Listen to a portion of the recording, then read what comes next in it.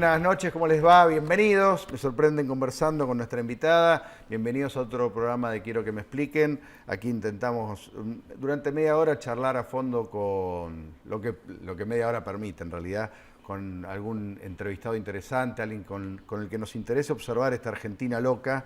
Y hoy tenemos a una invitada de lujo, María Sáenz Quesada, una de las grandes historiadoras de la Argentina, desde hace ya muchos años, recontra destacada con un montón de libros, dirigiendo ahora Todos Historia, que es la revista de historia que me decías ahora. Hola, primero, buenas noches, María. Hola. Me decías que están cumpliendo 50 años. El año que viene, con bombos y platillos, vamos a cumplir 50 años.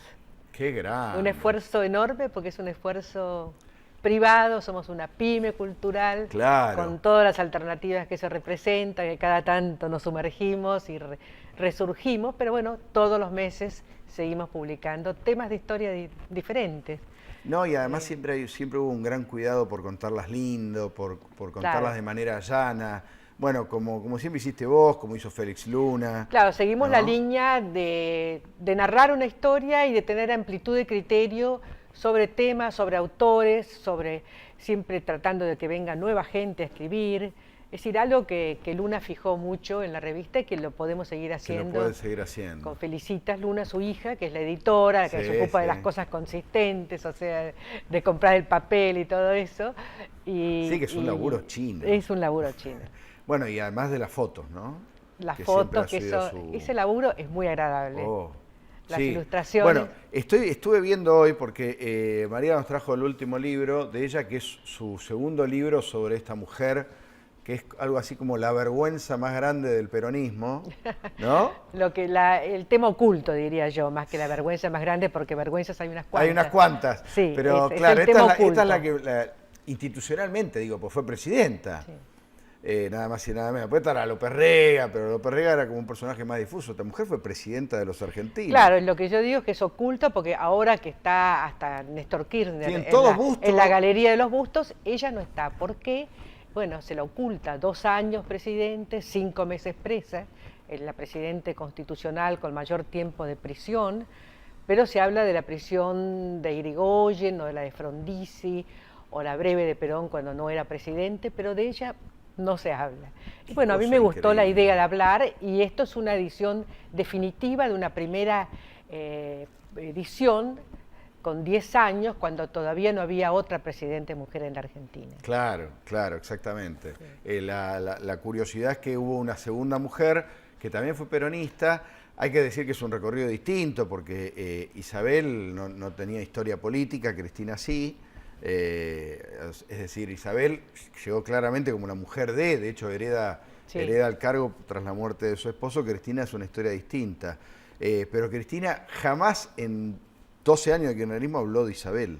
Claro, eso es curioso, porque siendo feminista y siempre recordando las luchas de las mujeres, esto no se cuenta nunca. Isabel además es una mujer típica de los años 50, es decir, con algunos estudios, un secundario incompleto, francés, danzas, pero con una astucia que le hizo acercarse a Perón en situación bastante misteriosa, ya con Perón en sus primeras semanas del exilio. Durante el exilio de Perón en Panamá. En Panamá.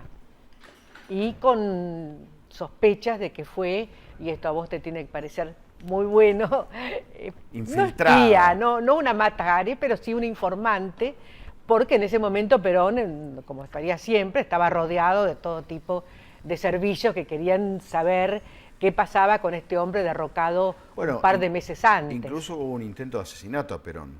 Hubo algún intento y ella se mostró muy valentona, muy valiente en ese momento, lo cual hizo que Perón pasara de considerarla una compañía grata, bailarina, claro, sí, una compañía grata circunstancial, a quedar como primero su concubino oficial en los tiempos de Panamá, de Caracas, del exilio en la República Dominicana bajo la dictadura de Trujillo. Y en Madrid, bueno, en el Madrid de Franco hubo que casarse. Claro, en Madrid, ¡ay, qué bueno! Sí. La relación de Perón con Trujillo, bueno, está el libro de, ¿cómo se llama? La fiesta del chivo, de Vargas Llosa, sí, donde meten la visita de Perón allí a a Dominicana, la relación con Trujillo debía ser desopilante y ella ya era ahí la compañera de Era ya de la Perón. compañera, sí, la persona de confianza que también servía no solamente como mujer que organizaba el hogar, sino para que a veces gente que a Perón seguramente le resultaba pesada, ella se lo sacara de encima, ¿no? O sea, Es decir, mirá. sí, con esos pretextos de que la culpa la tiene ella, pero yo ya no me puedo llegar a la casa, típico de los matrimonios, Perón se saca de encima a mucha gente, Claro, con el claro. pretexto de Isabel. Ahora, Eso es mi opinión. Vos decís, Isabel era una mujer muy astuta. Sin embargo, la historia peronista la muestra como una tonta, una mina sin poder, que pobre el viejo se nos murió y bueno, quedó ella manejada por López Rega. No, vos decís que ella No, era yo creo que bicho. ella sabía manejar sus asuntos y sus asuntos domésticos. Lamentablemente eso no es lo mismo que manejar un país que además creo, cuando ella lo hereda en julio del 74, a la muerte de Perón como vicepresidenta, sube a la presidencia, era un país ingobernable, porque el mismo Perón, que había llegado con tantas ganas y con tanta seguridad en sí mismo, como tenía Perón, de que todo se iba a arreglar, aquel desmadre de derechas, izquierdas, asesinatos, secuestros. En el que él había colaborado, hay que En decirlo, lo que él ¿no? había colaborado pensando que ese caos lo iba a traer de vuelta, pero que él lo iba a solucionar de inmediato. Perón se encuentra con que no puede contener la demanda social y la violencia como lo hubiera hecho 20 años antes. Claro, él fagocita las diferencias y después llega y dice para un argentino nada mejor que otro argentino, Pero y no. creía que con eso ya estaba. Claro. Y no Y estaba. eso es lo que hereda Isabel. Y lo que yo trato de explicar en el libro es que contra el mito de que Perón fue manejado por Isabel y López Rega para ser elegida ella vicepresidente, Perón estaba totalmente lúcido, totalmente seguro de sí mismo, aunque estuviera enfermo, que no le importaba que esa enfermedad no la consideraba grave, y que estuvo muy conforme y totalmente de acuerdo con que ella fuera su vicepresidente, porque así gobernaba él. ¿Vos decís que él no era consciente de que se iba a morir? Justamente me acaban de dar esas cosas que llegan Sí. después del libro, una carta de él a Puigvert, a su médico personal Sí. de Barcelona, escrita pocos días antes de asumir la tercera presidencia, y donde se demuestra optimista, que se siente bien, que los muchachos por unanimidad le eligieron a Isabel, lo cual quiere decir que quieren que gobierne yo. Claro. Es decir, una carta optimista de alguien que está bien. Y que toda esa teoría que venía mucho de Montoneros, del doctor Tayana, de que Perón, que lo manejaban, como lo dicen también los médicos que estuvieron hasta el final junto a él, el doctor Cosio, por ejemplo, Perón estuvo consciente hasta el final. ¿Es verdad que le hicieron esa brujería o que intentaron esa brujería López Rega y ella sobre el cadáver de Perón o sobre el moribundo Perón en la cama? Hay la gente el doctor Seara, que estuvo allí, que fue el que lo intubó, dice que no. Dice que no. Dice que no. Hay mucho mitos. Mucho mito para, digamos, culpar a un sector y no a la responsabilidad del PJ, ¿no es cierto?, de admitir mansamente que esa candidatura a vicepresidente, que era tan importante, no la tuviera alguno de los hombres de peso que había allí, mujer en cualquier caso, pero Alberto Robredo, por ejemplo, Sí, el propio Cafiero. Cafiero, o inclusive un dirigente sindical Que había muchos. que había muchos, sí. Sí, Jorge Antonio tenía Sí. un rol Entonces, muy esa cosa importante. personal, en eso se parece también al matrimonio Kirchner. Él y ella como los que verdaderamente son los únicos de confianza. Sí, hay como yo no sé como historiadora debe ser difícil de separar el mito de los hechos más o menos comprobables. Supongo que ya el oficio te va dando una intuición sobre hacia dónde va la cosa. Pero ¿qué pasa con la memoria colectiva? Porque la memoria colectiva le ha puesto en lugar a Isabel para exculpar a Perón seguramente. Yo creo que para eso, incluso amigos como Julio Bárbaro dicen Claro. de alguna manera lo mismo. Pero ¿cómo se construye yo creo que eso, la memoria colectiva rechaza ciertos errores, etcétera, porque visto desde hoy eso es un error. Nadie quiere culparse a sí mismo, es decir, la votó el 62%, era la única solución de la época, sí, pero ¿qué pasa con los que estaban cerca? ¿Quiénes pudieron haber impedido eso? Eso se deja de lado. Pero y hay muchos interesados en que se deje de lado. Ahora, ¿qué pasa con cómo se construye esa historia? La historia, no la de tu libro, la historia del mito, la historia de, por ejemplo, en este caso, Perón víctima y no culpable, o más acá en el tiempo, nadie votó a Menem, nadie votó a Cristina y los que defienden a Cristina hablan de Lázaro Báez como si fuera de otro planeta. Sí. Hay como un relato que se construye en las sociedades para protegerse. Yo creo que no es, en algunos casos en las cabezas puede ser algo pensado, pero que la mayoría adhiere porque es un relato cómodo y que viene bien. Buscamos y no relatos solamente cómodos. en estos ejemplos. ¿Cuál otro se te no, ocurre? digamos, en el siglo XIX uno lo ve, por ejemplo, la dictadura de Rosas, después todo el mundo es antirrosista, Claro. pero la culpa no fue del pueblo porteño, de la sociedad de Buenos Aires, que lo votó y lo apoyó, lo apoyó y lo votó, porque fue ratificado por un plebiscito. Sí. No fue de nadie, es decir, entonces, y los propios Mitre, que construyen parte de esa historia, también es el primero en considerar a Buenos Aires cautiva de Rosas, y no a Buenos Aires rosista. Bueno, o sea, que Mitre, eso se repite. Claro, con Mitre también hay cosas que se cuentan de Mitre buenísimas y hay cosas horribles que no se cuentan. Claro, bueno, eso es el tema biográfico también, ¿no es cierto? Pero esto de los mitos de yo no tuve la culpa, Sí. cuando algo después pasó la moda, fracasó, le fue mal, después de 20 años o 30, entonces nadie tuvo nada que ver. No es un tema nuestro del siglo XX, pasa siempre. Creo que los historiadores tenemos que ser incómodos en el sentido de recordar, el rol del historiador es, como podamos. Es justamente construir con verdad. Con verdad. Cuando sí. la verdad, el tema con la verdad es que no siempre importa la verdad. Claro, la verdad, y bueno, es importante contribuir porque si no también hay mucha confusión. Si no, digo, claro. no siempre nos importa como sociedad, no digo que no importe. Claro, por supuesto que tiene un valor fundamental, pero a veces no quiere ser escuchada la verdad. Desde ya, entonces pasa también lo de la memoria. Las memorias, como son de cada uno, de cada individuo o grupo, no se confrontan con otras versiones y son mucho más cómodas. Está pasando en los últimos años, en la historia reciente nuestra, hay más memoria que historia. Lo decía ayer Julio María Sanguinetti en un excelente artículo. A ver, marcar bien la diferencia. La memoria es la que cada uno recuerda como las emociones, los agravios, las cosas que le sucedieron a él o a ella o a un pequeño grupo o a una colectividad o a un partido político. La historia tiene la obligación de confrontar ese relato con otros, de otros que también pudieron ser, vivieron emocionados, agraviados, etcétera.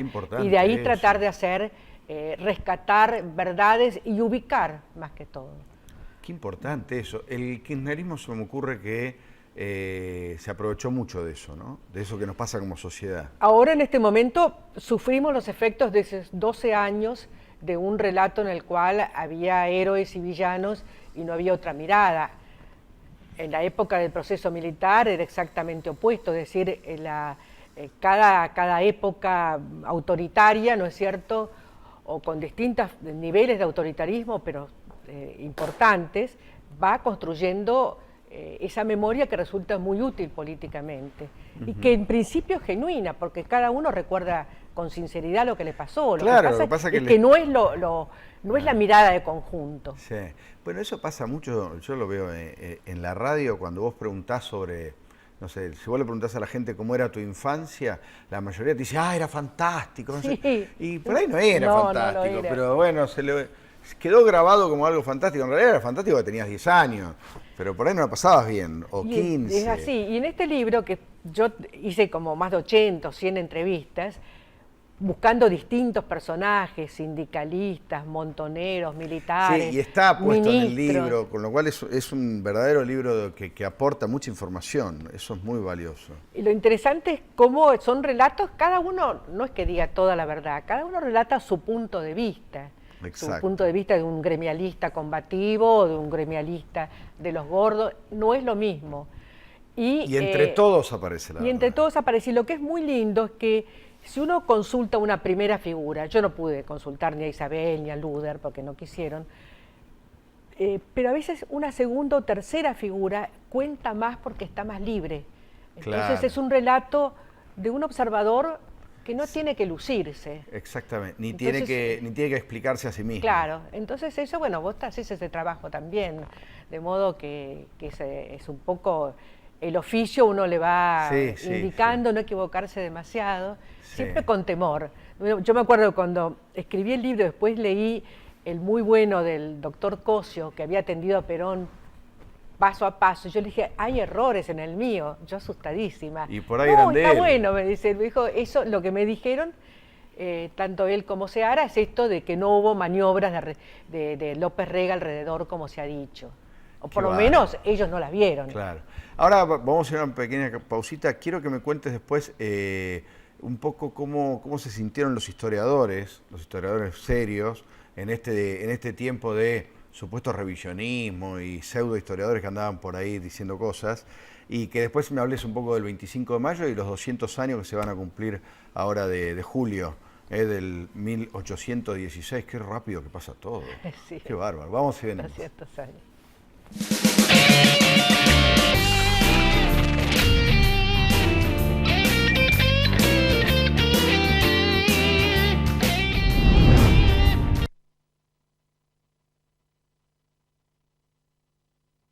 Cámbiate a Ospose Integral. Gana tu salud, ganas vos. Ospose Integral. Compromiso médico. La corrupción mata, empobrece, denigra, intoxica, desampara, excluye, contamina y nos afecta a todos. Los argentinos, para volver a creer en la política, necesitamos gobiernos transparentes. Para ello, es imperioso contar con organismos de control con los instrumentos adecuados y el fundamental respeto de las autoridades. Desde APOC trabajamos todos los días del año para un país justo e igualitario. El Centro Médico Montserrat, por sus servicios médicos de excelencia en diferentes especialidades, obtuvo la distinción del ITAES, el instituto que acredita garantía de calidad médica. Centro Médico Montserrat, un nivel superior en salud.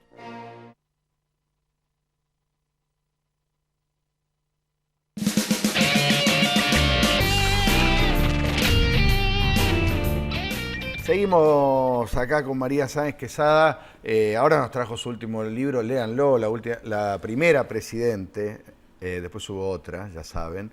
Y te quería preguntar un poquito por la otra, y por todo esto que pasó en los últimos años entre los historiadores, o por lo menos por algunos historiadores que aparecieron a revisar la historia, a pensarla de vuelta.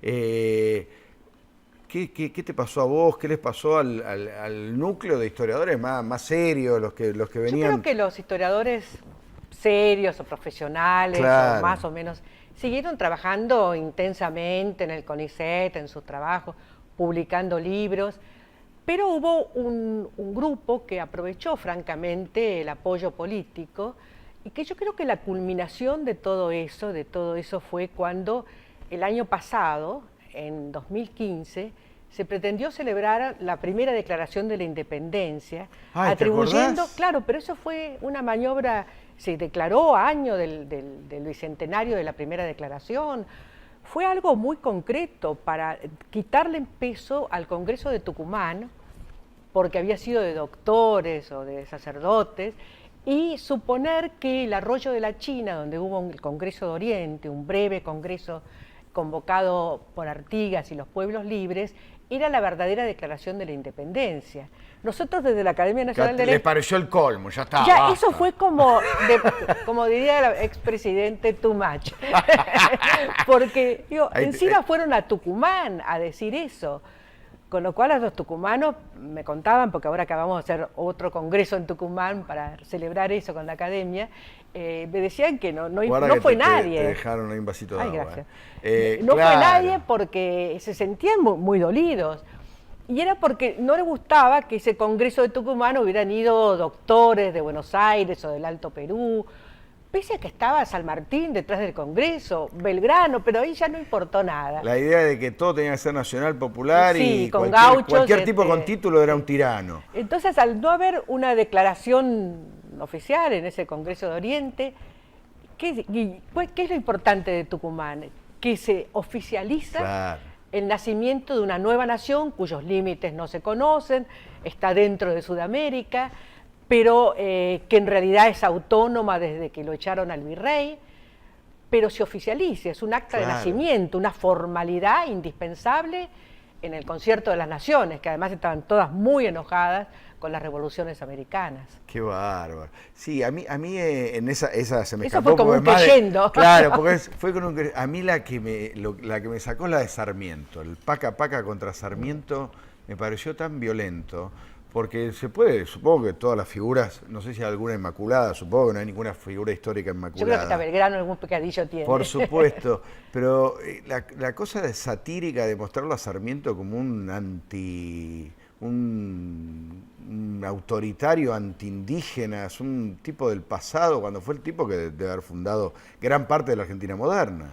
Yo creo que es uno de los grandes fundadores de la Argentina moderna y es alguien que a los 15 años, se va de su San Juan natal a enseñar a un lugar, San Francisco del Valle de Oro, ahí en San Luis, y funda una escuelita porque se da cuenta de que toda la gente del lugar, incluso la gente más acomodada, nadie sabe leer y escribir. Claro. O sea, es una vocación que empieza y que además marca la Argentina, porque el sistema educativo que fundado no solo por Sarmiento, porque también está Avellaneda, está Estrada, hay todo un conjunto de personalidades, pero fue el más destacado de América y uno de los mejores del mundo, más aventajados. Todavía vivimos de sus restos, de esas redes educativas espléndidas y que están dispuestas a seguir mejorando la educación si se le da un poco de impulso. A mí esto de ridiculizar a Sarmiento para exaltar a Facundo, que no necesita eso. Facundo es otro tipo de caudillo, tiene sus méritos, etcétera. Lógico. Tenía su gran archivo, o sea que no era ningún ignorante tampoco. Pero Sarmiento lo que da es esa educación, la educación común, como una herramienta casi como una religión, ¿no? Qué bárbaro. ¿Cómo estás viendo lo que pasa ahora?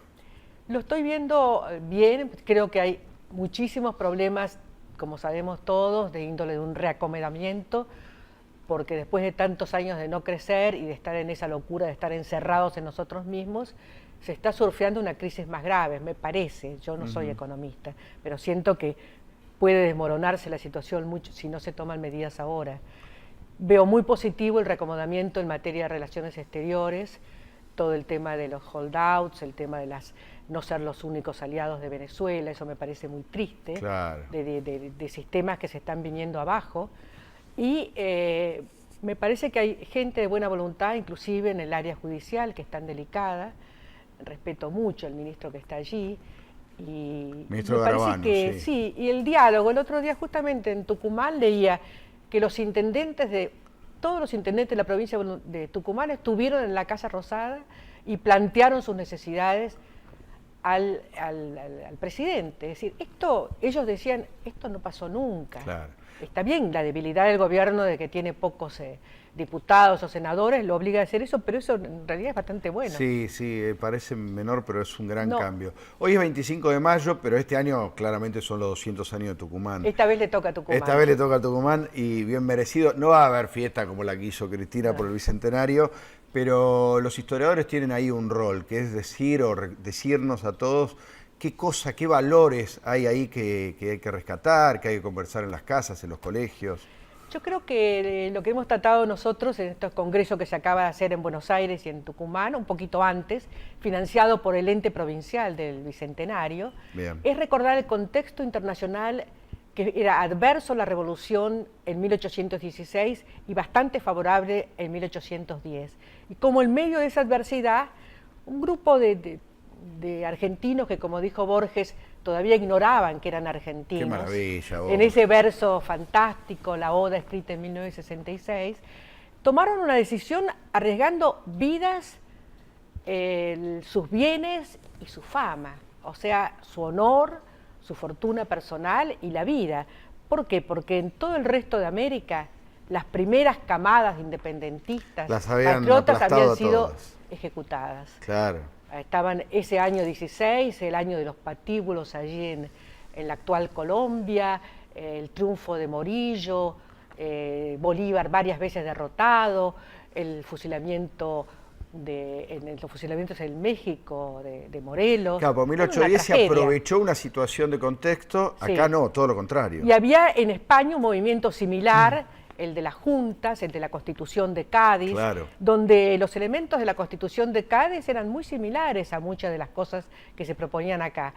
En 1816 había vuelto Fernando VII, malísimo, había repudiado la Constitución, había puesto presos o ejecutados a la gente de allá, o sea, aquellos que habían sido sus defensores, y estaba mandando ejércitos con veteranos de las guerras europeas para luchar en América. Nosotros, como Río de la Plata, tuvimos la suerte de que ese ejército que venía en principio al Río de la Plata fuera a Venezuela.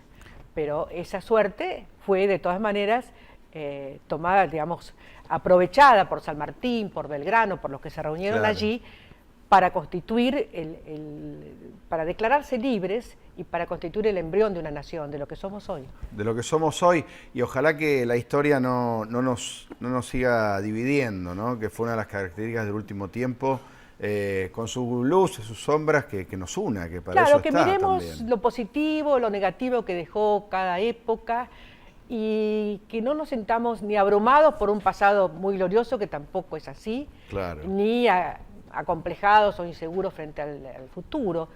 La historia ayuda a situarnos mejor, no mucho más. Gracias, María. Gracias. Un lujo, de verdad, tenerte acá. María Sáenz Quesada. Este es el último, pero van a las librerías y tienen un montón, y si no, le van y le compran Todo es Historia, que es una revista maravillosa, además muy querida por los historiadores, ni hablar, pero también por los periodistas, así que gracias por todo lo que han hecho. Bueno, vamos a irnos nosotros hasta el miércoles que viene. Gracias por estar ahí. Feliz feriado hoy, 25 de mayo. Chao.